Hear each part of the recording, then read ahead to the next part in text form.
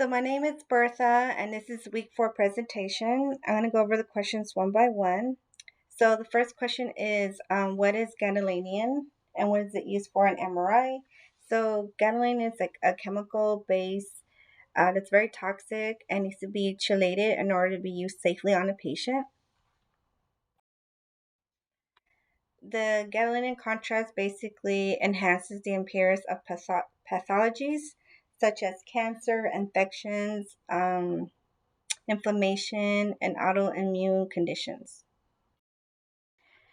Some of the major concern and potential concerns of the contrast is things like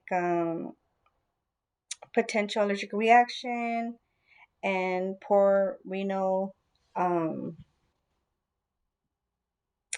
uh, poor renal function that can cause NSF. So, explain steps we can take to do in a department to minimize the major concerns.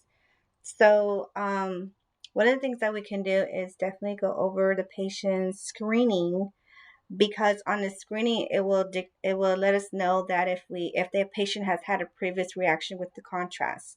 So if it says that yes, they had an allergic reaction, even though it was like a couple of years ago at a different facility, we can ask them what kind of reaction that they have, and if it's something that they need to be medicated for, like with some cortisone, then we would have to reschedule them with and have them get prescribed for that medication just so they don't have anything major going on when they get the contrast.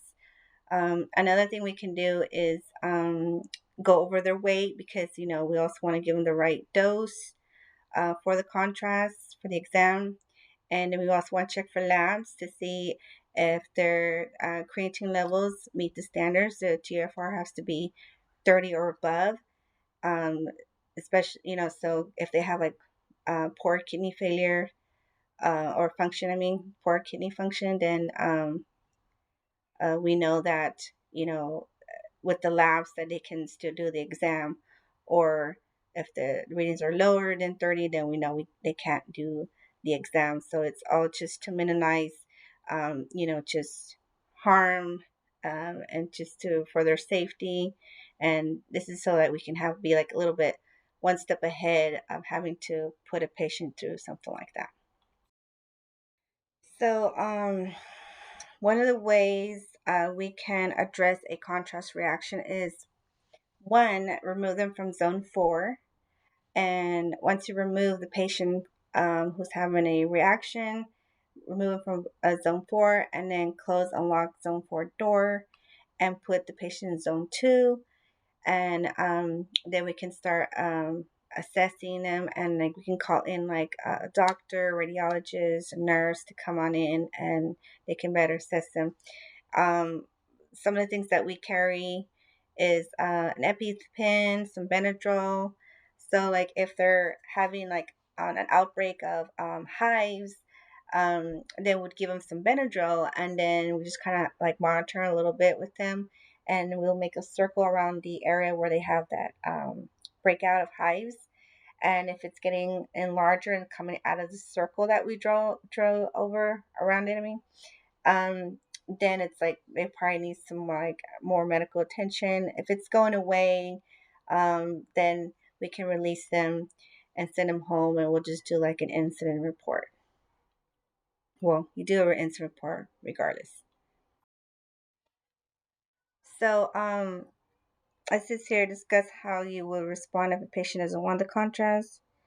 So, one of the things I would do is first explain to them. I think it's good practice to explain to them about the contrast. So when you get the patient, I would say something like, hi, Mr. Smith. So it looks like the doctor ordered contrast for this exam. So I'm going to be starting an IV. The contrast basically is to highlight, your organs for the radiologist to get like a better diagnosis on what they're looking for. And I could say something like, there are some side effects. If they ask me a question about, oh, is there any side effects or concerns, I could say, well, that there are some side effects of like having like maybe like some breakouts, of hives or itchiness. It's very rare, but it does happen, and we're prepared, to treat and care for you if it does. Now, if they don't want the contrast, or like, oh, I don't want the contrast because they're like freaking out at what you just explained to them, then you can be like, okay, Mr. Smith, so I'm going to go ahead and notate that you didn't want the contrast. Again, the doctor did order it with that for a specific reason, for better quality diagnosing images. I said, so I'll go ahead and mark that down for you, and we'll continue with the exam. But just know that it might be that the radiologist wants you to come back, okay? And then we can proceed, and I will just have the patient make sure he's fully dressed and ready to go for zone 4, which is the scanning room. So basically, you just document that they don't want the contrast, and then you just do their exam. So the next question says, discuss how you would, identify the 3 main scanning planes with their calls. So it's coronal, sagittal, axial. And coronal is front to back, which is anterior to posterior. And then sagittal is side to side, so left to right. And then axial is superior to inferior. So coronal is anterior to posterior, sagittal is side to side, left to right, and axial is superior to inferior. So MRI protocols are started at the beginning of the exam, and the sequences need to be done before the patient goes home. And some facilities have different protocols, but they're like organized in their consoles, so you can easily select them for each type of exam. Protocols increase the sensitivity of the exam based on the pathology and diagnose. So when you read your exam, what you're looking at on paper, you're gonna look at what your the anatomy of what you're looking at. So it's, if it says brain, then you know you're gonna do a brain protocol, and it tells you to diagnose, then you know that's the diagnosis it's gonna be run for. So, for example, if you're running uh, the brain and it's a pituitary aneurysm, then you're going to run your protocol for that specifically, because it's going to slice the sequences for exactly the at the size for the pituitary gland, and it's going to like slice it small for that specific field of view. So the last question was to explain why it's important to take notes, or to take take a take a notebook with you to your clinicals. um, and it's important to take a notebook because that way you can write things down.